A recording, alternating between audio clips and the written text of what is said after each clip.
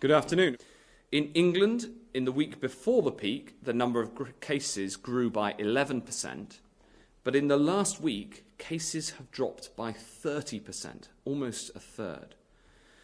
And as the analysis of health, economic and social effects of COVID-19 and the approach to tiering shows, which we've published today, it clearly demonstrates this action is necessary to avoid a much worse outcome. Well, I would urge all MPs right across the House to vote for the tiered system. The tiered system has a lower set of restrictions than the national lockdown in all three tiers, but it's also more targeted so that the areas where the prevalence is lower and the pressure on the NHS is lower have fewer restrictions, which means that people can do more in terms of going about their normal lives.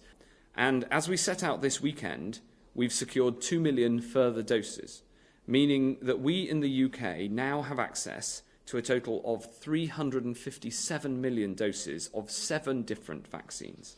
Today, we begin the rollout of our university student testing programme and expand community testing.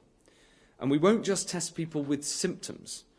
Because of this problem of asymptomatic transmission, people who don't have symptoms but do have COVID, transmitting COVID to others, we're going to test people who don't have symptoms as well. This really matters because by finding the positives, we can break the chain of transmission and stop other people catching COVID.